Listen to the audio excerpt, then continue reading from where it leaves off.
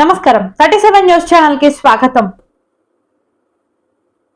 Hi friends, వీడియోను skip చేయకుండా చూడండి. అప్పుడే మీకు కంప్లీట్ ఇన్ఫర్మేషన్ అర్థమవుతుంది. అలాగే మన ఛానల్ సబ్స్క్రైబ్ చేసుకోకపోతే వెంటనే సబ్స్క్రైబ్ చేసుకోండి. అలాగే లైక్ చేయండి. మాకు మీరు ఎంతో సపోర్ట్ చేసిన వారు అవుతారు. ఇలానే ఎన్నో మంచి వీడియోల ఇన్ఫర్మేషన్ మీకు అందించగలం. ప్రభుత్వం నుంచి వచ్చే ముఖ్యమైన అప్డేట్ మిస్ అవ్వకుండా మీరు తెలుసుకోవాలి అనుకుంటే ఛానల్ ఫాలో అవ్వండి.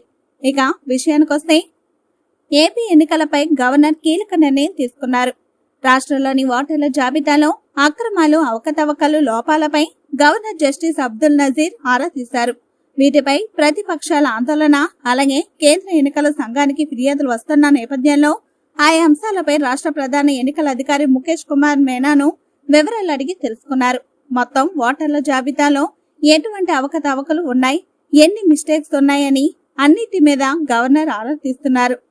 ఈ నెల 25 నిర్వహించే జాతీయ ఓటర్ల దినోత్సవం కార్యక్రమానికి ముఖ్య అతిథిగా ఆహ్వానించేందుకు రాజ్భవన్ లో ఆదివారం సాయంత్రం గవర్నర్ ముఖేష్ కుమార్ కలిశారు.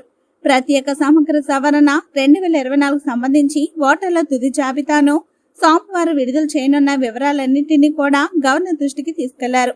ఇప్పుడు దీనిపై గవర్నర్ నిర్ణయం తీసుకునే అవకాశం అయితే కనిపిస్తుంది. ఎందుకంటే రీసెంట్ గా ఓటర్ల లిస్టుకు సంబంధించి ఎన్నికల సంఘానికి మరియు ఎన్నికల కమిషనర్ గారికి చాలా ఫిర్యాదులు అందడం జరిగింది. ఫిర్యాదులను సీరియస్ గా తీసుకునే ఎన్నికల కమిషనర్ గతంలో పనిచేసిన తిరుపతి కలెక్టర్ తో పాటుగా మరికొంతమంది అధికారులపై కూడా చర్యలు తీసుకుని శిక్షలు ఖరారు చేయడం జరిగింది.